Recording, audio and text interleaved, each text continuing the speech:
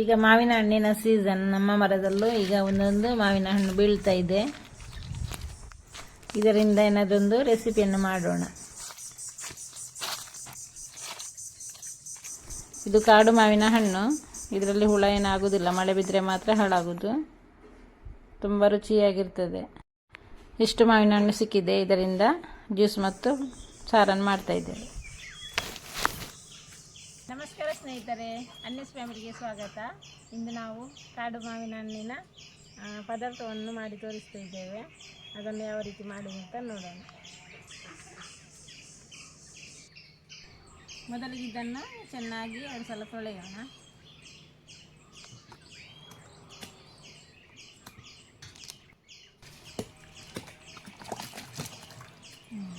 ಈಗ ಮರಗಳನ್ನು ಕಡಿಯುವುದರಿಂದ ಇಂಥ ಕಾಡು ಮಾವಿನ ಹಣ್ಣುಗಳು ಬಹಳ ಅಪರೂಪವಾಗಿವೆ. ಇದರ ಮೊದಲೊಂದು ರೆಸಿಪಿಯನ್ನು ನಾವು ಹಾಕಿದ್ದೇವೆ, ಮಾವಿನ ಹಣ್ಣಿನ ಸಾರು ಮಾಡುವ ರೀತಿಯನ್ನು. ಅದಕ್ಕೆ ತೆಂಗಿನಕಾಯಿಯನ್ನು ಹಾಕಲಿಲ್ಲ ನಾವು, ತೆಂಗಿನ ತುರಿಯನ್ನು. ಇದಕ್ಕೆ ತೆಂಗಿನ ತುರಿಯನ್ನು ಸ್ವಲ್ಪ ಹಾಕಿ ಪದಾರ್ಥ ಮಾಡ್ತಾ ಇದ್ದೇವೆ. ತೆಂಗಿನ ತುರಿಯನ್ನು ಹಾಕದೆ ಮಾಡಿದಂತಹ ರೆಸಿಪಿಯನ್ನು ನಾವು ಡಿಸ್ಕ್ರಿಪ್ಷನ್ ಬಾಕ್ಸಲ್ಲಿ ಹಾಕಿರ್ತೇವೆ, ಅದರಿಂದಲೂ ನೀವು ನೋಡಬಹುದು. ಇದರಿಂದ ಸ್ವಲ್ಪ ಮಾವಿನ ಹಣ್ಣಿನ ಜ್ಯೂಸನ್ನು ಮಾಡ್ತೇವೆ.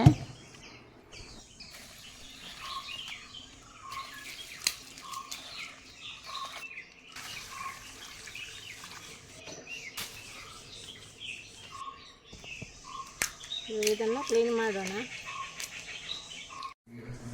ಇದರ ಸಿಪ್ಪೆ ಅಷ್ಟು ರುಚಿ ಇಲ್ಲ, ಆದ ಕಾರಣ ಸಿಪ್ಪೆಯನ್ನು ನಾವು ಹಾಕುವುದಿಲ್ಲ ಪದಾರ್ಥ ಮಾಡುವಾಗ. ಕೆಲವು ಮಾವಿನ ಹಣ್ಣಿನ ಸಿಪ್ಪೆ ಒಳ್ಳೆಯದಾಗ್ತದೆ, ನೆಕ್ಕರೆ ಮಾವಿನ ಹಣ್ಣು ಅದೆಲ್ಲ ತುಂಬ ರುಚಿಯಾಗಿರ್ತದೆ. ಇದರ ಸಿಪ್ಪೆ ಅಷ್ಟು ರುಚಿ ಇಲ್ಲ, ಸ್ವಲ್ಪ ಕಹಿ ರುಚಿ ಇದೆ ಇದಕ್ಕೆ. ಆದ ಕಾರಣ ಅದರ ಗೊರಟನ್ನು ಮಾತ್ರ ಹಾಕ್ತಾ ಇದ್ದೇವೆ. ಇದರ ಸಿಪ್ಪೆಯಲ್ಲಿರುವ ಪಲ್ಪನ್ನು ಕೂಡ ಹಾಕ್ತಾ ಇದ್ದೇವೆ. ಅದು ಜ್ಯೂಸಿಗೆ ಆಗ್ಬೋದು, ಅದರ ಪದಾರ್ಥಕ್ಕೂ ಅದಕ್ಕೆ ಮಿಕ್ಸ್ ಮಾಡ್ಬೋದು. ಇದರಿಂದ ಪದಾರ್ಥ ಮಾಡಲಿಕ್ಕೆ ಬೇಕಾದಷ್ಟನ್ನು ತೆಗೆದುಕೊಳ್ಳೋಣ.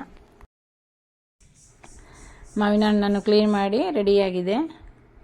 ಇವಾಗ ಬಲಿತ ಹಣ್ಣಿಗಿಂತ ಜಾಸ್ತಿಯಾಗಿ ಬಾಡಿ ಬೀಳ್ತಾ ಇದೆ, ತುಂಬ ಸೆಕೆ ಅಲ್ವಾ. ಇದನ್ನು ಮಿಕ್ಸಿಯಲ್ಲಿ ಹಾಕಿ ಚೆನ್ನಾಗಿ ರುಬ್ಬಿಕೊಂಡು ಬರ್ತೇನೆ. ಇದು ಜ್ಯೂಸ್ ಮಾಡಲಿಕ್ಕೆ.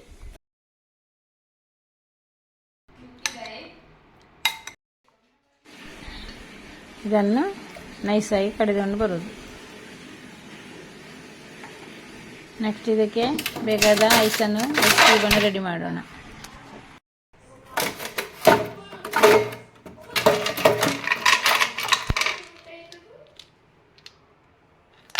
ಇದಕ್ಕೆ ರುಚಿಗೆ ಬೇಕಾದಷ್ಟು ಸಕ್ಕರೆಯನ್ನು ಸೇರಿಸ್ತಾ ಇದ್ದೇನೆ. ಇದು ಹಣ್ಣು ತುಂಬ ಸಿಹಿಯಾಗಿದೆ, ಆದ ಕಾರಣ ಜಾಸ್ತಿ ಸಕ್ಕರೆ ಬೇಕು ಅಂತೇನಿಲ್ಲ. ಸ್ವಲ್ಪ ಐಸ್ ಕ್ಯೂಬನ್ನು ಹಾಕಿ ಗ್ರೈಂಡ್ ಮಾಡ್ಕೊಂಡು ಬರೋಣ. ಇದು ತುಂಬ ದಪ್ಪಾಗಿದೆ, ಆದ ಕಾರಣ 1 ಗ್ಲಾಸ್ ನೀರು ಸೇರಿಸ್ತಾ ಇದ್ದೇನೆ.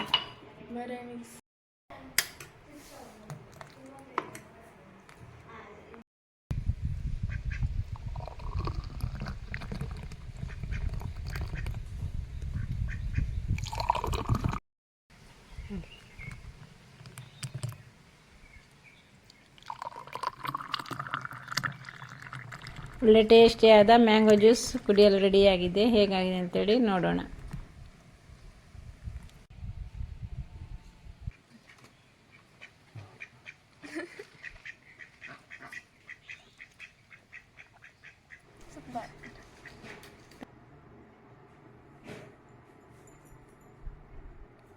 ಇನ್ನು ಮಾವಿನ ಸಾರಿಗೆ ಸ್ವಲ್ಪ ಮಸಾಲೆ ರೆಡಿ ಮಾಡೋಣ. ಒಂದು 4 ಬೆಳ್ಳಿ ಮೆಣಸು ಮತ್ತು 2 ಊರ ಮೆಣಸು, 1 ಸ್ಪೂನಷ್ಟು ಸಾಸಿವೆ, ಅರ್ಧ ಸ್ಪೂನಷ್ಟು ಜೀರಿಗೆಯನ್ನು ಹಾಕಿ, ಅದಕ್ಕೆ ನಂತರ 1 ಸಣ್ಣ ಸ್ಪೂನಲ್ಲಿ ಅರಶಿನ ಪುಡಿ, 1 ಕಪ್ನಷ್ಟು ತೆಂಗಿನ ತುರಿ, ಸ್ವಲ್ಪ ತೆಂಗಿನ ತುರಿ ಹಾಕಿದರೆ ಸಾಕು.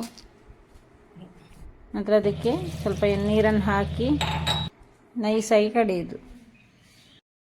ರೆಡಿ ಮಾಡಿ ಇಟ್ಟುಕೊಂಡ ಮಾವಿನ ಹಣ್ಣಿಗೆ ಸ್ವಲ್ಪ ಉಪ್ಪನ್ನು ಹಾಕಿ 1 ಗ್ಲಾಸ್ನಷ್ಟು ನೀರನ್ನು ಹಾಕಿ ಅದನ್ನು ಬೇಯಿಸೋಣ.